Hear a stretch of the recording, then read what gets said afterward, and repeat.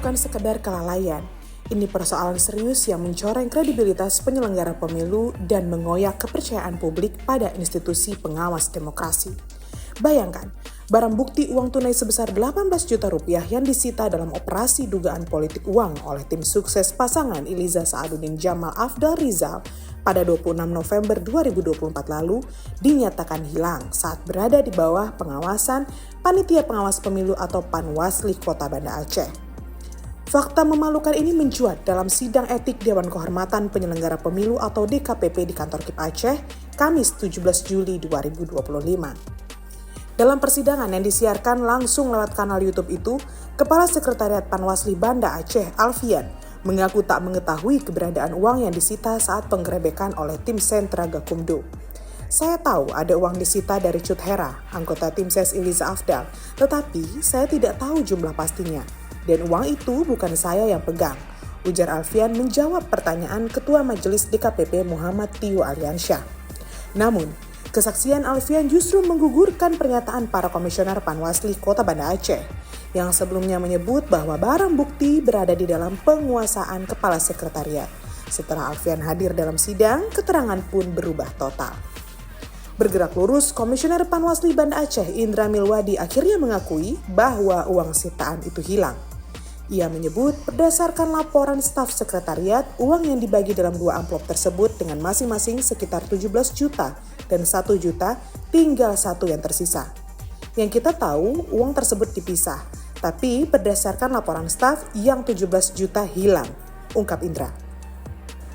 Anehnya, hingga hari ini, tidak ada laporan resmi kehilangan, tidak ada berita acara, tidak ada pelimpahan ke aparat penegak hukum bahwa uang negara, barang bukti dari kejahatan pemilu menghilang begitu saja.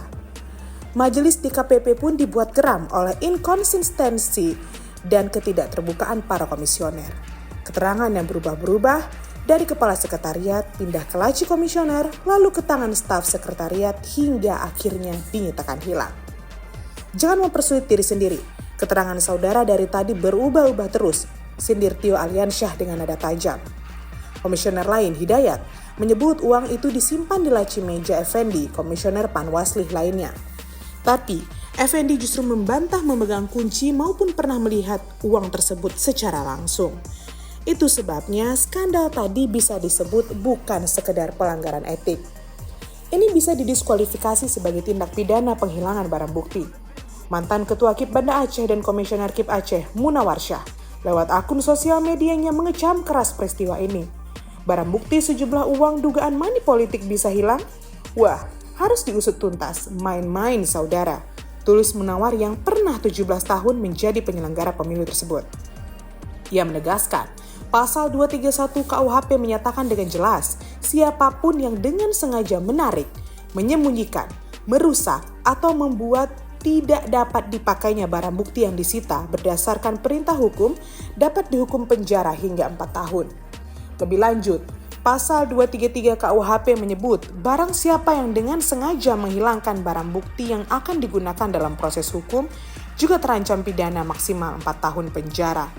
Bila perbuatan itu dilakukan oleh penyimpan barang atau dilakukan dengan kelalaian, maka tetap dapat dikenai sanksi pidana meski dengan hukuman lebih ringan. Sementara itu bergerak lurus, nama Ustadz Gufran Zainal Abidin kembali menjadi sorotan publik. Usai disebut dalam sidang pemeriksaan dugaan pelanggaran kode etik Komisi Independen Pemilihan Kota Banda Aceh yang digelar Dewan Kehormatan Penyelenggara Pemilu DKPP di Jakarta, Jumat 18 Juli 2025. Gufran yang juga dikenal sebagai kapten tim kampanye Anies Baswedan Mohaimin Iskandar atau Amin Aceh itu disebut-sebut diuntungkan dari dugaan pemindahan suara milik Partai Keadilan Sejahtera atau PKS kepada dirinya sebagai caleg DPR RI nomor urut 1 dari fraksi PKS. Dalam sidang tadi, Ketua KIP Banda Aceh Yusri Razali diduga menjadi aktor yang memerintahkan pemindahan suara PKS kepada Gufran. Tak hanya itu, Yusri juga dituding sebagai dalang dugaan penggelembungan suara bagi caleg PDIP nomor 1 Sofyan Daud. 3 komisioner lainnya, yaitu Muhammad Zar, Rahmat Hidayat, dan Saiful Haris juga disebut mengetahui dan membantu proses tersebut. Bukti-bukti dan keterangan yang masuk dalam persidangan akan kita nilai secara objektif untuk melihat apakah telah terjadi pelanggaran kode etik oleh penyelenggara pemilu, ungkap salah satu majelis DKPP dalam persidangan tersebut. Dalam hasil rekapitulasi pemilu legislatif 2024, Gufran Zainal Abidin dinyatakan lolos ke Senayan dari Dapil Aceh 1 dengan perolehan 46.713 suara badan. Ia menempati kursi ke-7 atau kursi terakhir dari Partai Persatuan Pembangunan atau P3 dinyatakan tidak lolos parliamentary threshold 4%. Namun, kelolosan Gufran menuai kontroversi internal. Anggota DPR RI periode 2019 hingga 2024 dari PKS, Rafli Kanding, secara terang-terangan menyatakan mundur dari PKS pada Mei 2025 lalu. Rafli mengaku dirinya dizalimi oleh partainya sendiri dan menuding suara miliknya dialihkan ke Gufran. Saya merasa terzolimi. Ada suara saya yang dialihkan. Janji penyelesaian secara internal tidak ditepati, maka saya memutuskan untuk mundur. Tegas Rafli dalam pernyataannya Senin 27 Mei 2025.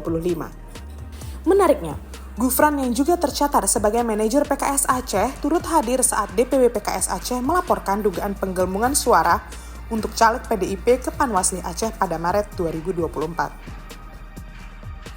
Dalam laporan itu, PKS mengklaim salah satu kursinya di Dapil Aceh 1 raib akibat penggelembungan suara PDIP. Kini, sorotan justru berbalik ke internal PKS sendiri. Dugaan bahwa suara kader lain dialihkan ke Gufran memperkeruh citra partai.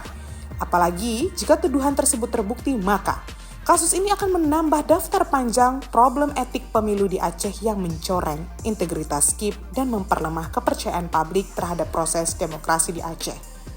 DKPP dijadwalkan akan melanjutkan pemeriksaan dan mendalami seluruh alat bukti serta keterangan saksi dalam sidang lanjutan. Seperti diketahui, DKPP melakukan pemeriksaan Komisioner KIP Kota Banda Aceh atas dugaan pelanggaran Kode Etik Penyelenggara Pemilu atau KEPP perkara nomor 158/PKE/DKPP/6/2025 di kantor KIP Provinsi Aceh pada Jumat 18 Juli 2025. Pengadu mendalilkan teradu 1 telah memerintahkan Ketua Panitia Pemilihan Kecamatan atau PPK Syah Kuala dan Kutaraja untuk melakukan penggelembungan suara calon legislatif atau caleg DPR RI Dapil Aceh 1 dari Partai PDIP nomor urut 1 atas nama Sofyan Daud, serta memindahkan suara Partai PKS ke caleg nomor urut 1 atas nama Gufran Zainal Abidin. Selain itu, teradu 2-4 diduga mengetahui serta turut membantu teradu 1 dalam melakukan tindakan penggelembungan suara secara sistematis, terstruktur, dan masif. Sidang dipimpin Ketua Majelis Muhammad Tio Aliansyah didampingi oleh 3 anggota majelis dari Tim Pemeriksaan Daerah atau TPD Provinsi Aceh. Di antaranya adalah Fendio Elafdi, unsur masyarakat, Khairunisa, unsur KPU, dan Safwani, unsur Bawaslu. Yang kini menjadi pernyataan publik adalah, mengapa belum ada penyelidikan pidana terhadap hilangnya barang bukti tersebut? Apakah DKPP hanya berhenti pada sanksi etik dan pembinaan moral semata, sementara pidana dibiarkan menggantung? Padahal, penghilangan barang bukti dalam perkara dugaan politik uang bukan delik biasa. Ini menyangkut integritas proses pemilu, pelanggaran hukum pidana, serta potensi obstruction of justice atau upaya menghalangi penegakan hukum. Anehnya lagi, kasus dugaan politik uang itu sendiri tidak diproses secara substansial oleh Panwasli Banda Aceh. Mereka berdalih laporan pelanggaran masuk melebihi batas waktu 7 hari, padahal pengakuan dalam sidang menyebut mereka telah mendapatkan informasi pada malam kejadian. Namun, rapat pleno baru digelar seminggu kemudian. Apakah sengaja ditunda atau abadi? Dan apakah etika yang bobrok atau kejahatan yang disembunyikan? 2 skandal ini membuka borok mendalam dalam tubuh lembaga penyelenggara dan pengawas pemilu di tingkat daerah. Peristiwa ini menunjukkan betapa rawannya sistem pelaksanaan dan pengawasan jika dijalankan oleh orang-orang yang tak berintegritas.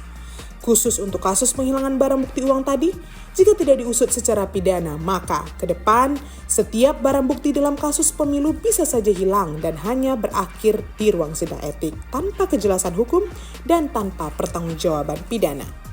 Ini bukan soal dugaan pelanggaran etik. Ini menyangkut kerusakan sistem, mentalitas pejabat, dan lemahnya penegakan hukum. Karena itu, masyarakat berhak menuntut siapa yang menghilangkan uang itu. Di mana barang bukti uang negara tersebut? Dan siapa yang akan bertanggung jawab di hadapan hukum? Bila hukum tak kunjung bekerja, publik boleh menduga ada yang sedang diselamatkan di balik hilangnya amplop politik uang. dan demokrasi kita sekali lagi dibuat terlihat seperti permainan murahan. Jadi, kalau bisa masih berharap kita tunggu pihak kepolisian, kejaksaan, atau bahkan Bawaslu Republik Indonesia untuk berani turun tangan. Sebab, ini bukan hanya jadi ujian bagi DKPP, tapi juga keadilan.